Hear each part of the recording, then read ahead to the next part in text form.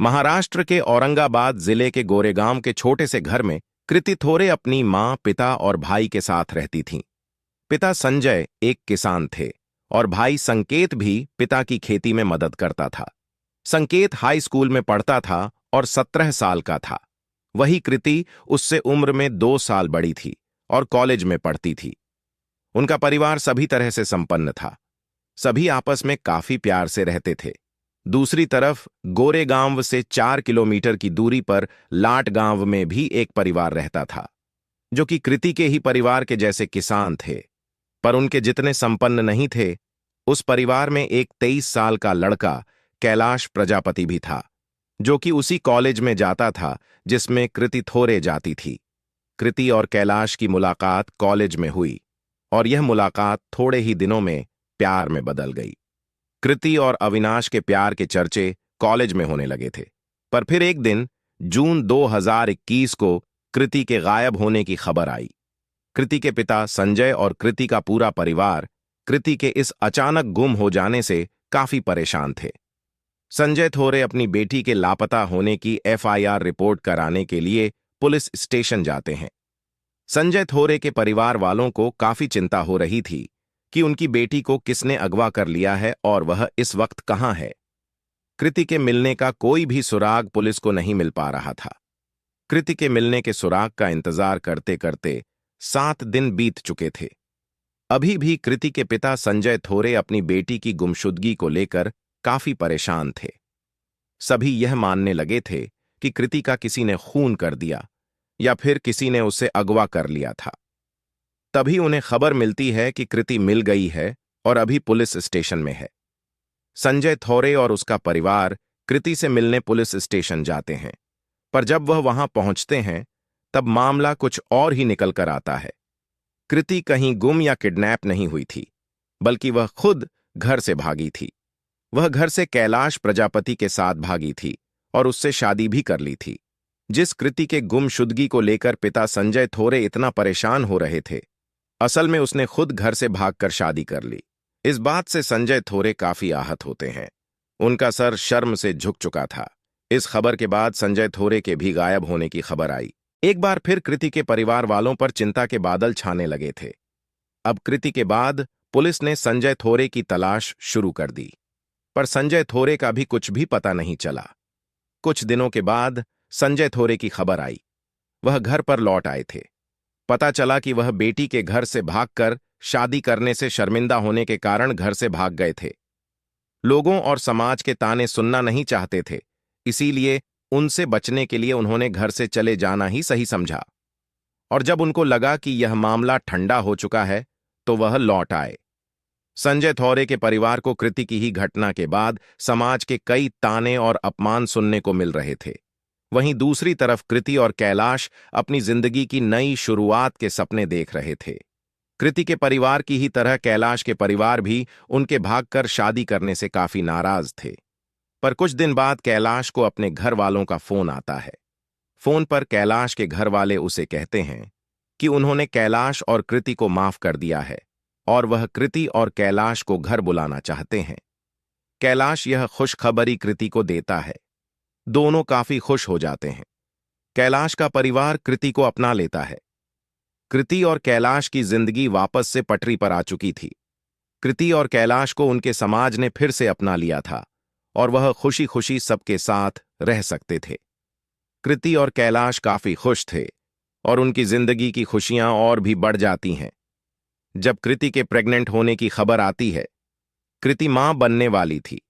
कृति और कैलाश काफी खुश थे, पर अभी भी कृति को कहीं ना कहीं अपने परिवार की कमी खल रही थी। उसके माता पिता ने अभी भी उसे माफ नहीं किया था, पर तभी एक दिन कृति के घर उसकी मां मिलने आती है। कृति अपनी मां के आने से काफी खुश थी, पर कैलाश के परिवार को कृति की मां का आना खटक रहा था। आखिर अचानक से कृति की मां उससे मिलने क्यों आई थी, जबकि वह तो इस रिश्ते के सख्त खिलाफ थी। कृति अपनी मां से मिलकर काफी खुश नजर आ रही थी और कृति से उसके पिता को मनाने की बात भी कह रही थी। कृति की मां जाते हुए फूट फूट कर रोती हुई भी नजर आ रही थी, जैसे कि मानो वह अपनी बेटी को विदा कर रही हो। कृति भी अपनी मां को जाते हुए देखते बहुत ज्यादा रो रही थी, जिसे कैलाश और उसके परिवार वाले भी देख रहे थे। सबको लगा कि कृति की मां उससे बहुत प्यार करती है और अब वह कृति और उसके पिता के बीच के मनमुटाव को भी ठीक कर देगी। 10 दिन बाद 6 दिसंबर 2021 की सुबह कृति के घर कृति की मां और उसका भाई संकेत आ जाते हैं। कृति उस समय खेत में काम कर रही थी। अपनी मां और भाई को देखकर कृति की खुशी का ठिकाना ना रहा। वह दौड़ती हुई अपनी मां और भाई से मिलने गई। कैलाश का परिवार भी उस समय खेतों में काम कर रहा था, पर कैलाश की तबीयत खराब थी, इसलिए वह घर के अंदर एक कमरे में आराम कर रहा था। कृति अपनी मां और भाई संकेत को घर के अंदर ले गई। कैलाश भी कृति की मां और भाई से मिला। कृति ने अपने भाई और मां को दूसरे कमरे में बैठाया और खुद चाय बनाने चली गई। कृति की मां और भाई भी कृति के पास उसके किचन में उससे बातें करने पहुंचे। तब तक बर्तनों और डब्बों के गिरने की आवाज आती है, जिससे कैलाश घबरा जाता है और भागकर किचन में जाता है। तब जो नजारा वह देखता है वह काफी भयानक और दिल दहला देने वाला था। कृति की मां ने एक तरफ से कृति का पैर जोर से पकड़ रखा था और दूसरी तरफ उसका भाई संकेत हंसिए से लगातार कृति की गर्दन पर वार किए जा रहा था। कैलाश यह सब देखकर घबरा गया। उसने संकेत को रोकने की कोशिश की, पर संकेत पर मानो भूत सवार था और कैलाश को देखकर उसने कैलाश पर भी वार करने की कोशिश की, पर कैलाश वहां से भागने में कामयाब हुआ। कुछ देर बाद संकेत अपनी बहन कृति का सर लेकर घर से बाहर निकला। उसने अपनी बहन के कटे सर के साथ फोटो भी ली, मानो जैसे कि उसने कोई महान काम किया। इसके बाद वह दोनों मां बेटे बाइक पर सवार होकर वहां से चले गए। इस घटना के बाद पुलिस को फोन किया गया। पुलिस इस घटना की छानबीन करने आती है और कैलाश से उसका बयान लिया। कैलाश इस घटना के बाद काफी सहम गया था। आखिर कोई मां अपनी ही बेटी के साथ ऐसा कैसे कर सकती है। पुलिस ने संकेत और उसकी मां की खोजबीन शुरू कर दी थी। वहीं दूसरी तरफ संकेत का अपनी बहन के कट्टे सर के साथ खींची हुई फोटो व्हाट्सएप पर वायरल हुए जा रही थी।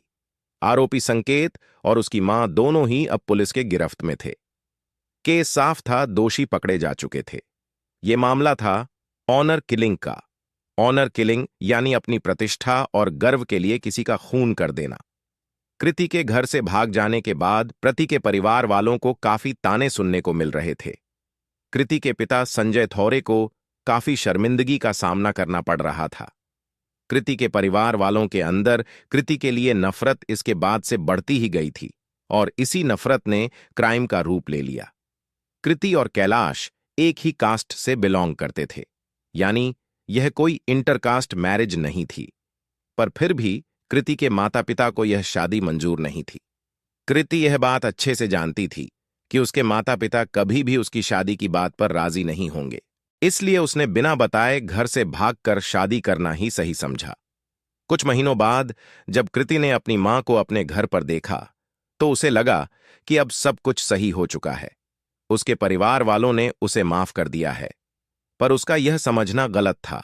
उसकी मां उससे मिलने जरूर आई थी, पर उसके मन में अभी भी कृति के लिए नफरत ही भरी हुई थी।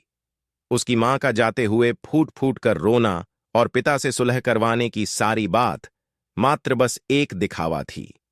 ऊपर से जब कृति की मां को यह पता चला कि कृति मां बनने वाली है, तो उसकी नफरत कृति के लिए और भी ज्यादा बढ़ गई। कृति की मां को लगा कि जिसके कारण उसे और परिवार को ताने सुनने को मिल रहे हैं, वह खुशी खुशी अपने परिवार बसाने की तैयारी में है। बस फिर तभी उसकी मां ने डिसाइड कर लिया कि वह कृति का घर उजाड़ देगी, भले ही उसके लिए उसकी जान ही क्यों न देनी पड़े। पर इसके लिए कृति का विश्वास जीतना भी जरूरी था, जिसके लिए उसकी मां ने पहले तो उससे सुलह करने का दिखावा किया और फिर 10 दिन बाद अपने बेटे के साथ कृति को मारने के इरादे से उसके घर गई। कृति अपने भाई और मां को देखकर बहुत ज्यादा खुश थी। वह खेत पर से भागते हुए उनसे मिलने आई। वह दोनों को अपने साथ घर के अंदर ले गई और उनकी खातिरदारी में जुट गई। उस समय कैलाश भी घर के अंदर ही था, पर उसकी तबीयत खराब थी। साथ ही उसे भी यकीन हो चला था कि उसकी सास ने उसे और अपनी बेटी को अपना लिया है, इसलिए वह निश्चिंत था। उसे थोड़ा भी शक नहीं हुआ कि उसकी सास और साला उस दिन उसकी बीवी का खून करने के इरादे से वहां आए हैं। कृति भी उन्हें दूसरे कमरे में ले गई। उनकी आवभगत करने के लिए फिर कृति उनके लिए चाय बनाने किचन में चली गई। उसकी माँ और भाई भी उससे बात करने के बहाने उसके पीछे किचन में चले गए। फिर मौका देखकर कृति के भाई ने उसके पीछे से उस पर हंसिए से वार किया, जो कि वह अपने साथ लेकर आया था। फिर बड़ी बेरहमी से उसके भाई ने हंसिए से उसका गला रेतना शुरू कर दिया, और संकेत को कृति का गला काटने में कोई दिक्कत न हो, इसलिए उसकी मां ने कृति का पैर जोर से पकड़ रखा था। कितना भयानक रहा होगा यह मंजर।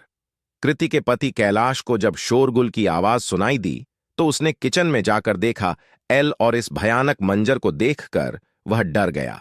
उसने कभी सपने में भी नहीं सोचा होगा कि उसके घर मेहमान बनकर आए। उसकी सास और साला ऐसा कुछ भी कर सकते हैं। खून करने के बाद भी संकेत का गुस्सा शांत नहीं हुआ।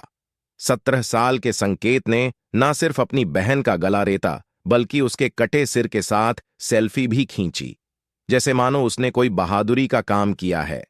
साथ ही उसकी बहन के कटे सर को उसके घर के बाहर भी लेकर आया, जिसे उसके पड़ोसियों ने भी देखा। संकेत अपनी बहन के कटे हुए सर को शो ऑफ की तरह दिखा रहा था।